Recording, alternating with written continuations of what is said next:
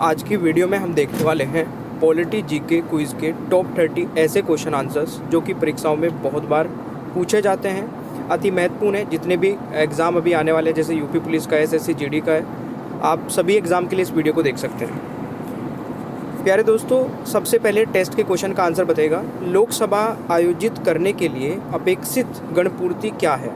ये आपके लिए टेस्ट क्वेश्चन है। इसका आंसर कमेंट बॉक्स में बताना है हर एक स्टूडेंट को। चलिए शुरू करते हैं आज की वीडियो को। और पहला क्वेश्चन आपकी स्क्रीन पर है। किस सदन में अध्यक्ष उस सदन का सदस्य नहीं होता है? पहला क्वेश्चन, तो इसका सही आंसर क्या रहेगा? किस सदन में अध्यक्ष उस सदन का सदस्य नहीं होता है? देखिए, राज्यसभा का जो अध्यक्ष होता है दोस्तों, वो होता है राष्ट्रपति। और राष्ट्रपति राज्यसभा का अध्यक्ष होने के बाद वो उसका सदस्य नहीं होता है। तो ये बहुत ही महत्वपूर्ण क्वेश्चन है, कई बार रिपीट हो चुका है। बी राइट आंसर हो जाएगा पहले क्वेश्चन का सही उत्तर। दूसरा क्वेश्चन है, संसद की लोक लेखा समिति का अध्यक्ष नियुक्त किया जाता है। तो प्यारे दोस्तों, ये नियुक्त किया जाता है लोकसभा के अध्यक्ष द्वारा, यानी कि इस क्वेश्चन का सही आंसर ऑप्शन ए हो जाएगा। ठीक है भाई, चलिए तीसरा क्वेश्चन है, भारतीय संसद में लोक लेखा समिति का अध्यक्ष होता है। भारतीय संसद में लोक लेखा समिति का अध्यक्ष दोस्तों विपक्षी दल का नेता होता है। तीसरे क्वेश्चन का राइट आंसर ऑप्शन ए हो जाएगा। वेरी वेरी इंपॉर्टेंट क्वेश्चन है, ये भी मार्क कर लेना। क्वेश्चन नंबर 4 है, राज्यसभा के सदस्यों का सेवा काल कितना होता है? प्यारे दोस्तों, बहुत ही महत्वपूर्ण क्वेश्चन है। राज्यसभा के सदस्यों का सेवा काल पूछा है, सदस्यों का पूछा है तो 6 वर्ष हो जाएगा। अगर पूछा जाता है राज्यसभा का सेवा काल कितना होता है, तो देखिए राज्यसभा कभी भंग नहीं होती, तो इसका मतलब उसका कोई सेवा काल भी नहीं होता है। ठीक है, तो राइट आंसर डी रहेगा। अगर सदस्यों का पूछा जाएगा तभी आपको 6 वर्ष लगाना है, ये नोट कर लेना। 5वां क्वेश्चन है, भारत में सरकार की संसदीय प्रणाली कहाँ से ग्रहण की है? तो इस क्वेश्चन का सही उत्तर रहेगा दोस्तों ब्रिटिश संविधान से। सी इज द राइट आंसर। छठा क्वेश्चन है, भारतीय संसद के अपर हाउस को किस नाम से जाना जाता है? देखिए, भारतीय संसद का अपर हाउस कौन सा होगा दोस्तों? बिल्कुल राज्यसभा होगा। ठीक है, अपर हाउस राज्यसभा और लोअर हाउस आपका क्या हो जाएगा? लोकसभा। तो राइट आंसर यहाँ पर बी हो जाएगा छठे क्वेश्चन का सही उत्तर। 7वां क्वेश्चन है, राज्यसभा को भंग किया जा सकता है? तो देखिए भाई, राज्यसभा को भंग नहीं किया जा सकता है, ये मैंने अभी बताया था आपको। ठीक है, 2-4 क्वेश्चन पहले ही। तो राज्यसभा को कभी भंग नहीं किया जा सकता है। तो इसमें जो ऑप्शंस लिखे हैं, हर 5 वर्ष बाद, हर 6 वर्ष बाद, प्रधानमंत्री की सलाह पर, तो उपरोक्त में से कोई नहीं रहेगा, यानी कि राइट आंसर डी हो जाएगा। 8वां क्वेश्चन है, निम्नलिखित में से कौन भारत में कानूनों को बनाता है? देखिए, भारत में कानून कौन बनाता है? राष्ट्रपति और संसद के दोनों सदन। ठीक है, अगर पूछा जाए पास कौन करता है, तो देखिए जब यहाँ से संसद से कोई बिल पास होगा दोनों सदन से, तो राष्ट्रपति उसको पास करेगा फाइनल, तब जाके कोई लॉ बनता है। ठीक है, तो ये आपको याद रखना, तीनों की इन्वॉल्वमेंट जरूरी होगी। कुछ बिल ऐसे हो सकते हैं कि लोकसभा और राष्ट्रपति द्वारा पास किए जा सकते हैं। तो 8वें क्वेश्चन का राइट आंसर आपका सी हो जाएगा दोस्तों। 9वां क्वेश्चन है, स्वतंत्र भारत की लोकसभा का पहला अध्यक्ष कौन था? तो 9वें क्वेश्चन का राइट आंसर रहेगा जेवी मावलंकर, यानी कि डी राइट आंसर हो जाएगा। 10वां क्वेश्चन है, वह प्रधानमंत्री कौन है जिन्होंने अपने कार्यकाल के दौरान संसद के अधिवेशन सत्र में भाग नहीं लिया? देखिए, कौन से प्रधानमंत्री है दोस्तों जो कभी प्रधानमंत्री बने और संसद के अधिवेशन सत्र में भाग ही नहीं लिया? बहुत ही महत्वपूर्ण क्वेश्चन है। राइट आंसर क्या रहेगा? चौधरी चरण सिंह जी, यानी कि राइट आंसर डी हो जाएगा। 11वां क्वेश्चन है, मंत्रिपरिषद सामूहिक रूप से किसके प्रति उत्तरदायी है? सेशन अच्छा लग रहा है आपको तो प्लीज़ लाइक कर देना, अपने दोस्तों के साथ में भी शेयर कर देना। ठीक है, मंत्रिपरिषद सामूहिक रूप से किसके प्रति उत्तरदायी है? तो राइट आंसर इस लोकसभा के, तो सी राइट आंसर हो जाएगा 11वें क्वेश्चन का सही उत्तर। 12वां क्वेश्चन है, संसद में शामिल है।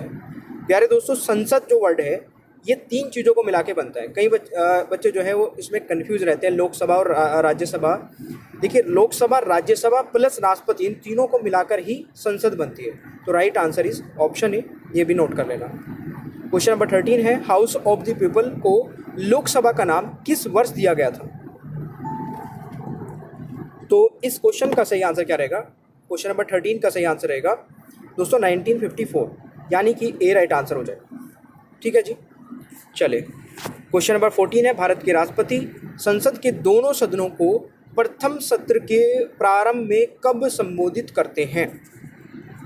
क्वेश्चन नंबर 14 का राइट आंसर बिल्कुल प्रत्येक वर्ष लोकसभा के लिए प्रत्येक आम चुनाव के बाद, यानी कि राइट आंसर रहेगा आम चुनाव के बाद होगा। यहाँ पे इसे करेक्ट कर लेना, ए और बी दोनों रहेगा, सी इज द राइट आंसर। प्यारे दोस्तों क्वेश्चन नंबर 15 होगा यहाँ पे संसद के किसी सदन के 2 सत्रों के बीच अंतराल किससे अधिक नहीं होना चाहिए? तो राइट आंसर इज 6 महीने से ज़्यादा नहीं होना चाहिए, बी राइट आंसर हो जाएगा। क्वेश्चन नंबर 15 है यदि संसद किसी विशिष्ट उद्देश्य के लिए कोई समिति नियुक्त करे तो उसे कहते हैं? तो ये बहुत बार पूछे जाते हैं दोस्तों।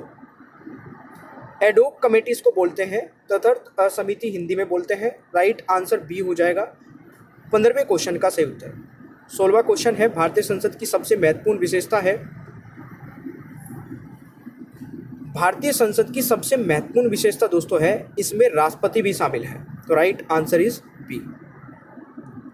क्वेश्चन नंबर 17 है राष्ट्रपति द्वारा राज्यसभा के सदस्यों के नामांकन का नियम किस देश के संविधान से लिया गया था? तो 17वें क्वेश्चन का सही उत्तर रहेगा आयरलैंड के संविधान से, यानी कि बी राइट आंसर हो जाएगा। प्यारे दोस्तों अगला क्वेश्चन है लोकसभा आयोजित करने के लिए अपेक्षित गणपूर्ति क्या है? तो लोकसभा आयोजित करने के लिए अपेक्षित गणपूर्ति दोस्तों 1/10 होती है। ठीक है, राइट आंसर इज सी, ये आपको याद रखना है। 1/10 सदस्य प्रेजेंट होने चाहिए दोस्तों लोकसभा को आयोजित करने के लिए। 19वां क्वेश्चन है निम्नलिखित में से लोकसभा की प्रथम महिला अध्यक्ष कौन है? तो यहाँ पर सही आंसर हो जाएगा दोस्तों मीरा कुमार, यानी कि ए राइट आंसर रहेगा 19वें क्वेश्चन का सही उत्तर। चलिए 20वां क्वेश्चन है भारतीय संसद के कामकाज में शून्य का अर्थ है। इस वीडियो में 30 क्वेश्चन है दोस्तों, तो पूरी वीडियो को देखिएगा। ठीक है, इस क्वेश्चन का सही आंसर रहेगा भारतीय संसद के कामकाज में शून्यकाल का अर्थ होता है।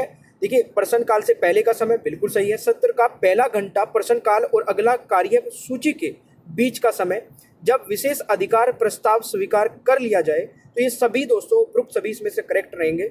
20वें क्वेश्चन का जो राइट आंसर रहेगा दैट इज डी। 21वां क्वेश्चन है भारतीय संसद का जनता द्वारा निर्वाचित सदन निम्न में से कौन सा है? बहुत आसान सा क्वेश्चन है, हर एक स्टूडेंट बता सकता है। तो जनता द्वारा निर्वाचित सदन दोस्तों कौन सा हो जाएगा आपका? तो ये हो जाएगा लोकसभा। ठीक है, बी राइट आंसर। चलिए 22वां क्वेश्चन है भारत में संसदीय ढांचे में 2 अस्थायी सदनों का नाम बताइए जो अस्थायी सदन है। तो राइट आंसर इज दोस्तों यहाँ पर जो सही आंसर रहेगा दैट इज लोकसभा और विधानसभा। 22वें का राइट आंसर डी हो जाएगा। 23वां क्वेश्चन है राज्यसभा के नियुक्त के लिए न्यूनतम आयु कितनी होनी चाहिए? तो राइट आंसर इज राज्यसभा के लिए दोस्तों नियुक्ति के लिए 30 वर्ष न्यूनतम आयु चाहिए, यानी कि सी राइट आंसर रहेगा। 24वां क्वेश्चन है भारतीय संसद के संयुक्त सत्र की अध्यक्षता कौन करता है? देखिए जो जॉइंट सिटिंग होता है, लोकसभा और राज्यसभा के जो मेंबर्स हैं वो एक जगह बैठाए जाते हैं जब किसी बिल पर डिस्प्यूट हो जाता है, तो उसकी जो अध्यक्षता है दोस्तों वो कौन करता है? दोस्तों उसकी अध्यक्षता करेंगे राज्यसभा का सभापति करेगा। और बुलाता कौन है? अगर पूछा जाए कि जॉइंट सेशन बुलाता कौन है, तो राष्ट्रपति बुलाते हैं। ठीक है, राष्ट्रपति द्वारा बुलाया जाएगा। और लोकसभा का अध्यक्ष यहाँ पर ये वाला नहीं होगा, ये वाला होगा, सी राइट आंसर रहेगा। ठीक है, भारतीय संसद के संयुक्त सत्र की अध्यक्षता कौन करता है? लोकसभा का अध्यक्ष। बुलाता कौन है? राष्ट्रपति। दोनों याद रखना। 25वां क्वेश्चन है निम्नलिखित में से कौन हमारे देश के दोनों में से किसी भी सदन का सदस्य नहीं होता है?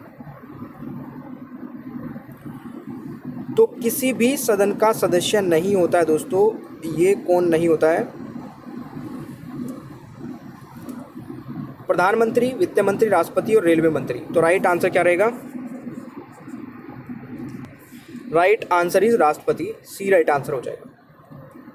26वां क्वेश्चन है संसदों के वेतन का निर्माण कौन करता है? दोस्तों राइट आंसर रहेगा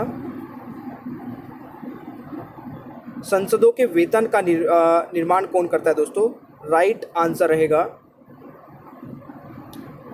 संसद, यानी कि डी राइट आंसर हो जाएगा। ठीक है। 27वां क्वेश्चन है, भारतीय संविधान के अधिकांश उपबंधों का संशोधन किया जा सकता है। दोस्तों सही आंसर क्या रहेगा? तो यहाँ पर भारतीय संविधान के अधिकांश उपबंधों का जो है अकेले संसद द्वारा दोस्तों, यानी कि बी राइट आंसर हो जाएगा। अधिकांश उपबंधों का संशोधन किया जा सकता है केवल लोकसभा द्वारा। संसद के किस सदन के को गैर सरकारी सदस्य कहा जाता है? संसद के किस सदस्य को दोस्तों गैर सरकारी सदस्य कहा जाता है? तो राइट आंसर क्या रहेगा इसमें? मंत्रियों के अतिरिक्त अन्य सभी सदस्यों को। राइट आंसर सी हो जाएगा। देखिए, संसद के किसी सदस्य की सदस्यता तब समाप्त समझी जाती है यदि वह किसी सदन को सूचित किए बिना ही अनुपस्थित रहता है। तो कितने दिनों तक अनुपस्थित रहता है ये बताना है दोस्तों। 60 दिनों तक होगा यहाँ पे। ठीक है कि 60 दिनों तक। तो राइट आंसर इज ऑप्शन है 60 डेज तक। लोकसभा के निर्वाचित सदस्यों की अधिकतम संख्या हो सकती है। तो लोकसभा की पूछी जा रही है, तो लोकसभा की दोस्तों निर्वाचित पूछी जा रही है, ये ध्यान देना है। तो निर्वाचित 530 होती है। तो right answer is option A, यह आपको याद रखना है।